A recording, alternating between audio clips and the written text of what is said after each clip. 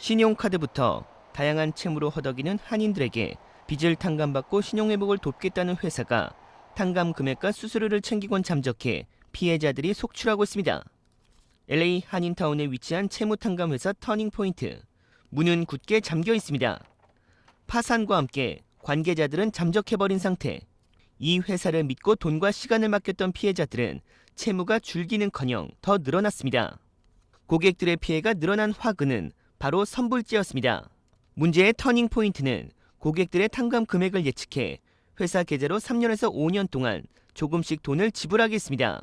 예를 들어 채무자의 은행이 5곳이라면 매달 한 은행에 $50, 즉 $250를 회사 계좌로 입금해 5개의 채무를 동시에 탕감시켜주겠다고 한 것입니다.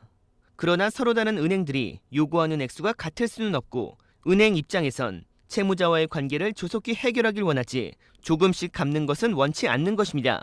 하지만 목돈이 없는 채무자들이 조금씩 채무를 줄여 신용을 회복하려던 꿈은 탕감 회사의 잠적으로 산산이 조각난 상태입니다.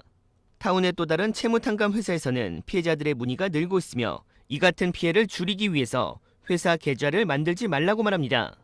수수료 부분은 그 외에 갚아야 할 금액에 대해서 회사에 넣으실 필요가 전혀 없어요. 은행에서 직접 빼갈 수 있게 만드는 게 가장 좋고요. 저희 같은 경우도 똑같아요. 저희는 중간자 역할을 하는 거거든요. 은행과 손님과의 중간 역할을 해서 저희가 거기에 대한 수수료를 받는 정도고 갚아야 될 돈은 우리한테 넣지 마시고 직접 본인 어카운트에서 은행에서 은행에다 페이할 수 있게 그렇게 돼 있는 시스템을 하시는 게 가장 안전한 방법입니다. 또 채무자들은 막연히 채무탕감 회사를 찾는다며 탕감을 받아도 줄어든 빚을 갚아야 하기 때문에 결국 돈이 있어야 한다고 말합니다.